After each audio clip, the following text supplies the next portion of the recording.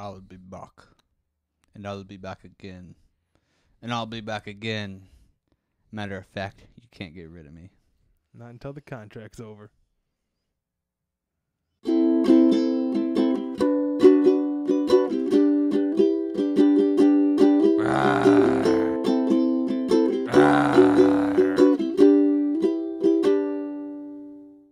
What's up, guys? Homer Rex and Jeremy here again. Got another movie review for you.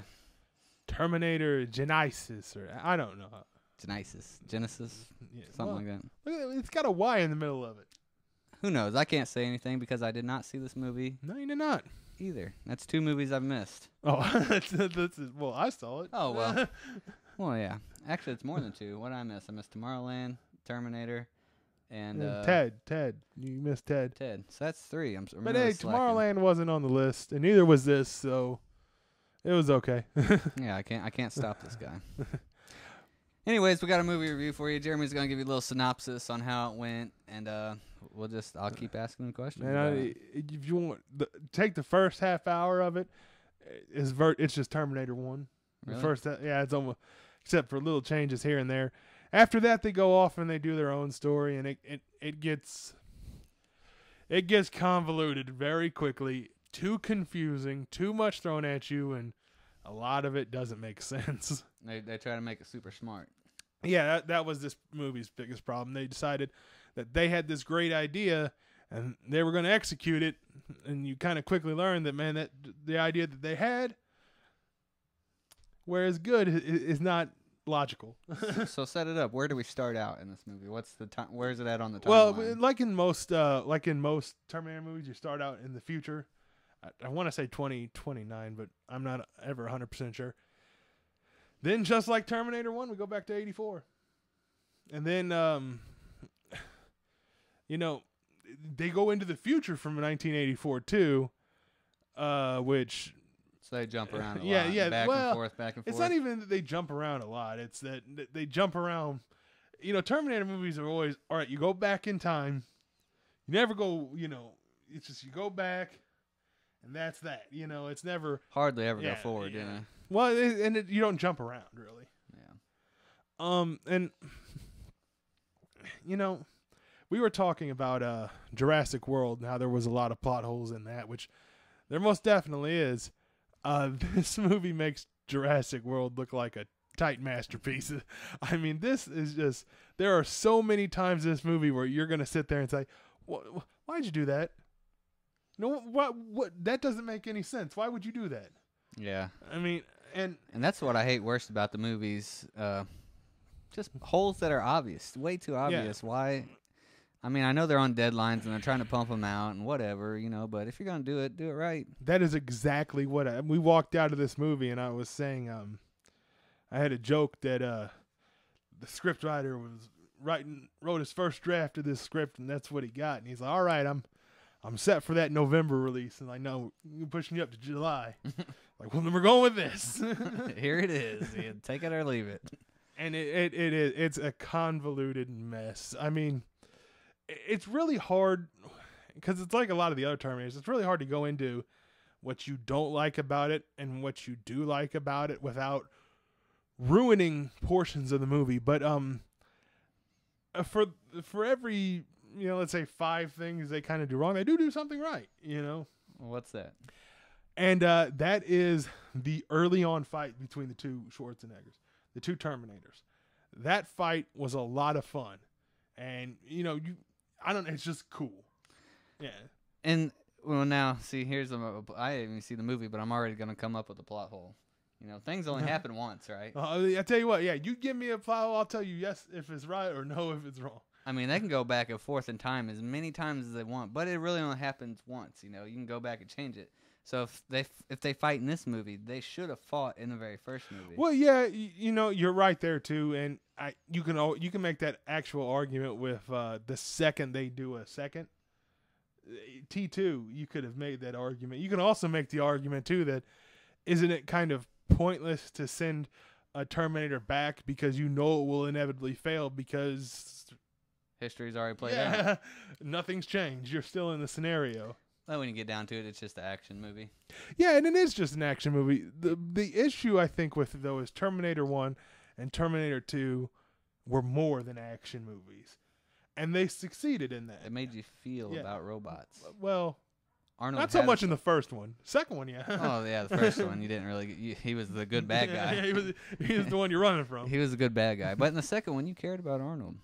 And that is the saving grace of this movie, in my opinion, is Arnold Schwarzenegger.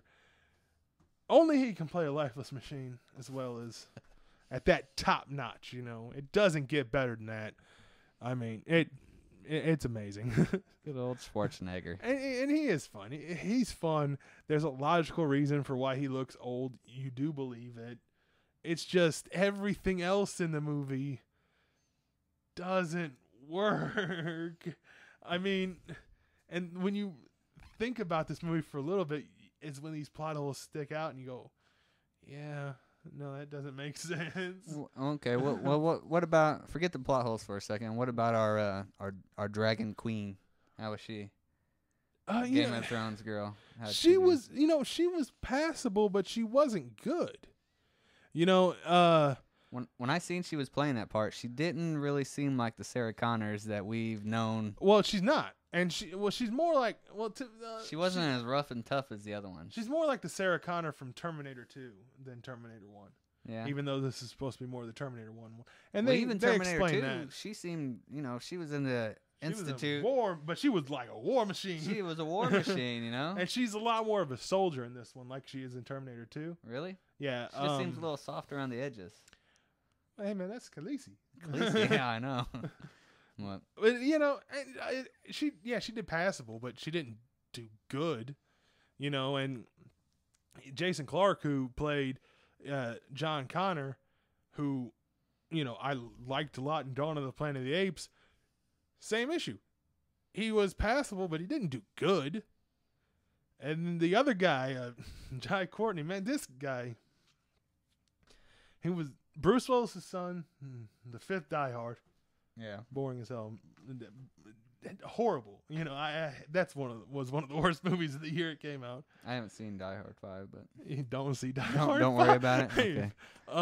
He was not good in this movie either. And then I think he's playing Captain Boomerang, a guy that I know nothing about, but I've heard everybody say is badass. I've only seen a little bit through the CW, Arrow. Yeah. I mean, I think he's in Flash a little bit too, or I got it mixed up. But I've seen a little bit of him. And I've heard a lot of people like him. I don't think he's going to do a good job. Especially when you're putting him against, like, actual people who can act, like Margot Robbie and Jared Leto and Will Smith. These are people that can act. Yeah. And you enjoy watching. And this guy, I have not seen a movie that he just, like, lifeless and dull in every movie, and you just don't like him. Yeah, you don't want someone like that. You need a character.